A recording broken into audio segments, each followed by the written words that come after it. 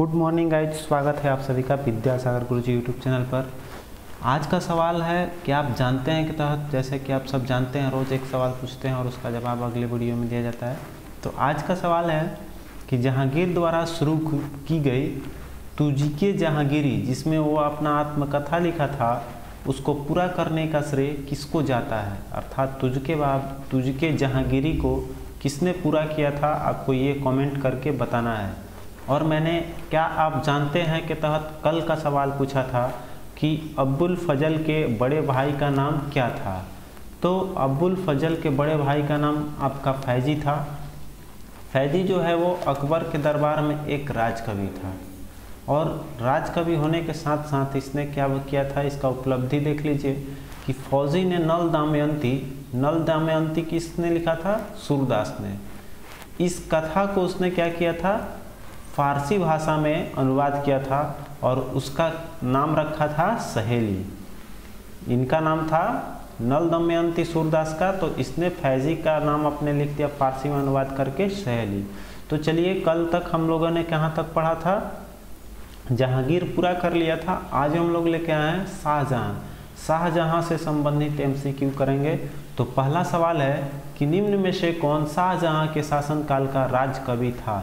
तो ए है कलीम, बी काशी, तो आपका इसी में नज़र आ रहा है ऑप्शन ए जो है वो कलीम जो है वो आपके शाहजहां के शासनकाल का राजकवि था। अगला आएंगे तो कह रहा है कि निम्न में से किसके साम्राज्य में राजधानी आगरा से दिल्ली स्थानांतरित की गई थी। तो देखिए, शाहजहां ने आगरा से क्या किया था, आपका राजधानी लेके आ गया था दिल्ली। तो ये जान लेते हैं कि आगरा से दिल्ली स्थानांतरित कब की गई थी। तो शाहजहां ने 1638 ईस्वी में क्या किया था कि अपने साम्राज्य की राजधानी आगरा से दिल्ली लाई थी। चलिए आगे बढ़ते हैं। अगला सवाल कर रहा है कि दिल्ली के लाल किले का निर्माण किसने कराया था। तो दिल्ली के लाल किले का निर्माण आपका शाहजहां ने करवाया था, ऑप्शन डी हो जाएगा।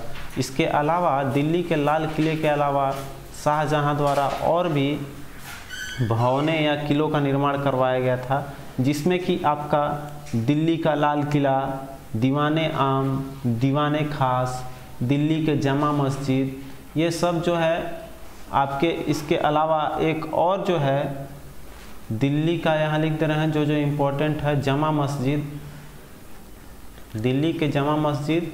फिर आपको उसने बनवाया था सबसे ज़्यादा, एक और था आगरा का मोती महल, आगरा का मोती महल भी इसी ने बनवाया था। फिर आपको एक सबसे इम्पोर्टेंट चीज़ जो आपको विश्व प्रसिद्ध है, वो इसने एक और चीज़ बनवाया था, ताजमहल, जो हम सब लोग जानते हैं। ठीक है, तो ये सब चीज़ इसने खुद का बनवाया था। चलिए आगे चलेंगे। मैंने शाहजहां द्वारा निर्मित की गई थी, शाहजहां के शासनकाल में, ठीक है, निर्माण करवाया था ये सब। चलिए आगे चलेंगे। तो सुप्रसिद्ध कोहिनूर हीरा शाहजहां को किसने उपहार में दिया था। तो इसको उपहार में देने वाला इंसान कौन था, आपका मीर जुमला। ठीक है, चलेंगे अगले सवाल की ओर। तो कह रहा है कि ईरान में शाह और मुगल शासकों के बीच झगड़े की जड़ क्या थी। ईरान के शाह अब्बास उसका पूरा नाम है, यहाँ शाह खाली दिया हुआ है। ईरान के शासक था शाह अब्बास, और मुगल शासक के बीच झगड़ा का मूल कारण क्या था आपका, तो ये कंधार था।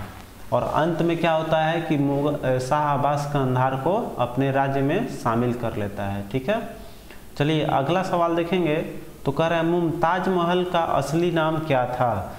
तो मुमताज महल का असली नाम था अर्जुमंद बानो बेगम, जो आपको जोधपुर के शासक मोटा राजा जादव सिंह की पुत्री थी। किसकी पुत्री थी, यहाँ लिख दे रहे हैं, मोटा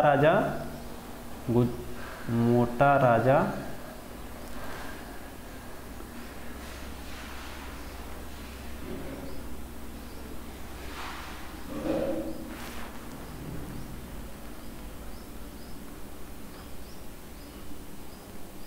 थोड़ा सा रुक गया था इसलिए माफ़ी चाहेंगे। चलिए आगे चलते हैं। और यहाँ हम लोग अर्जुमंद बानो बेगम मोटा राजा उदय सिंह की ये क्या थी, पुत्री थी। और इसका जो है 1612 ईस्वी में विवाह होता है किससे, आपका 1612 ईस्वी में विवाह होता है, शादी होती है किससे, आपका शाहजहां से, ठीक है, शाहजहां से शादी होती है। और ये इसकी मृत्यु हो जा रही है, 1631 ईस्वी में मृत्यु हो गई है। प्रसव पीड़ा के समय जब प्रसव होता है तो इसकी मृत्यु हो जाती है, किसकी, अर्जुमंद बानो बेगम को। और इसने शाहजहां ने इसको क्या उपाधि दी थी, तो इसको बोलते थे मलिका ए जमानी, इसको बोलते थे मलिका ए, यहाँ लिखते हैं मलिका ए जमानी, मलिका ए जमानी, शायद दिखाई नहीं दे रहा लेकिन आप सुन के समझ लीजिएगा, मलिका ए जमानी। चलिए सभी को इरेज करते हैं और आते हैं अगले सवाल की ओर। अगला सवाल देखेंगे तो कह रहा है कि सूची 1 को सूची 2 से मिलाना है और बताना है कि कौन सा इसमें से सही है। तो देखिए अलाई दरवाज़ा का निर्माण किसने करवाया था जो दिल्ली में है, तो ये औरंगजेब। बुलंद दरवाज़ा फतेहपुर सीकरी का तो अकबर सामने सामने है। फिर कह रहे हैं मोती मस्जिद आगरा का निर्माण किसने करवाया था, अभी बताए हैं यहाँ हम शाहजहां। अभी यहाँ बता रहे थे, यहाँ दिल्ली के लाल किला के निर्माण में भी बताया मोती मस्जिद आगरा का निर्माण शाहजहां। अब मोती मस्जिद दिल्ली वाला जो निर्माण कराया था किसने कराया था, अलाउद्दीन खिलजी। तो आपका ऑप्शन जा रहा है डी, ठीक है, 4 2 3 1, ठीक है। चलिए आगे चलेंगे अगले सवाल की ओर। तो कह रहा है उपनिषदों का फारसी में अनुवाद किस मुगल सम्राट के शासन काल में हुआ। तो देखिए शाहजहां के शासन काल में उपनिषदों का फारसी में अनुवाद हुआ था और इसका जो पुत्र था एक, यहाँ आपका ऑप्शन सही हो जाएगा कौन सा, शाहजहां, ऑप्शन ए है। चलिए इसका तो विश्लेषण देख लेते हैं। कह रहा है कि इसमें शाहजहां का अनुवाद करने में फारसी जो उपनिषदों का श्रेय था वो जाता है आपका दारा शिको। दारा शिको शाहजहां का पुत्र है, इसका पुत्र है कौन, दारा शिको, जो बहुत विद्वान आदमी है। दारा शिको जो है एक विद्वान आदमी है और उसने उपनिषदों का क्या किया था, इसने अनुवाद कराया था फारसी में। उपनिषद के अलावा इसने और भी भगवत गीता, उपनिषद, रामायण, इन सभी का अनुवाद करवाया था इसने फारसी भाषा में, ठीक है। अब इसमें एक चीज़ है, जान लेते हैं कि इस जो उपनिषदों का अनुवाद कराया था तो उसका शीर्ष क्या था। उपनिषदों का अनुवाद कराया तो उसका शीर्ष, या बोल सकते हैं उसको शीर्षक, ठीक है। तो उसको शीर्षक उस किताब का दिया था, शीर्षक सॉरी यथी का होता है, तो उस किताब का शीर्षक क्या है, उस किताब का शीर्षक है सर ए अकबर, जिसका अर्थ होता है सर ए अकबर। उपनिषद को इसने इसी नाम से संकलित किया था। तो सर ए अकबर का मतलब होता है महान रहस्य, हिंदी का अर्थ होता है इसका महान रहस्य। चलिए आगे बढ़ते हैं। तो आगे देखेंगे 9 नंबर क्वेश्चन कर रहा है, कंधार से निकल जाने से मुगल साम्राज्य को एक बड़ा धक्का लगा था। आ जाइए आप यहाँ आ जाइए, क्वेश्चन नंबर 5 में इसका व्याख्या कर चुके हैं हम। ये जो है तो पूछ रहा है अब यहाँ कि ईरान के शाह अब्बास ने क्या किया था, इसको कंधार को छीन लिया था। तो पूछ रहा है कि कंधार के निकल जाने से मुगल साम्राज्य को एक बड़ा धक्का पहुँचा था, तो वो उसका क्या था वो बताना है कि इसको सबसे बड़ी क्षति किस चीज़ की हुई थी। तो वो क्या हुआ था कि सामरिक महत्व के केंद्र से दृष्टिकोण से वो बहुत बड़ा हानि हुआ था, ठीक है। चलिए आगे चलेंगे, अगले सवाल पे आएंगे। तो कह रहा है कि हिंदू तथा ईरानी वास्तुकला का सर्वप्रथम समन्वय हमें देखने को मिलता है, किसमें देखने को मिलता है, तो देखेंगे तो ये ताजमहल में सर्वप्रथम समन्वय किसमें मिलता है, ताजमहल में मिलता है, ठीक है। चलिए ये हो गया आपका क्वेश्चन नंबर 10 का आपका सही जवाब हो गया ताजमहल। आगे चलेंगे, कह रहे दारा शिको ने किस शीर्ष के अंतर्गत उपनिषदों को फारसी में अनुवाद किया था। तो अभी हमने बताया सिर ए अकबर, सिर ए अकबर अभी बताया है मैंने। चलिए आगे चलेंगे। अगला क्वेश्चन है कि हिंदू धर्म ग्रंथों का अध्ययन करने वाला प्रथम मुस्लिम कौन था। तो अभी आप इससे भी अनुमान लगा सकते हैं कि दारा शिकोह जो था, दादा लिखा हुआ है, दारा शिकोह जो है वो आपका सभी को, वो चाहे उपनिषद हो, भगवत गीता हो या रामायण हो, इस सब का अध्ययन करके इसने फारसी में अनुवाद कराया था, अभी बताया मैंने। आइए क्वेश्चन नंबर 13 का देखते हैं। कह रहे किस मुगल बादशाह ने बलबन द्वारा किया गया प्रारंभ दरबारी रिवाज सिजदा समाप्त कर दिया था। तो सिजदा को समाप्त करने वाला कौन था आपका? शाहजहां।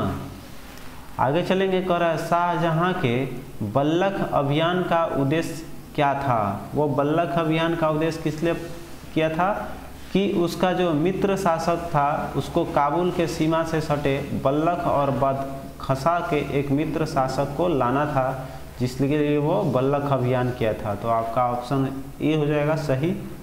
15 नंबर आएंगे तो कह रहे हैं कि निम्न में से किस मुगल बादशाह ने दिल्ली की जामा मस्जिद का निर्माण कराया था। अभी आपने पढ़ा दिल्ली के जामा मस्जिद का निर्माण कराने वाला शासक कौन था? शाहजहां। आ जाइए क्वेश्चन नंबर 16। तो शाहजहां के निम्नलिखित में से किस इतिहासकार ने शाहजहां के शासनकाल को मुगल काल का स्वर्ण युग कहा है।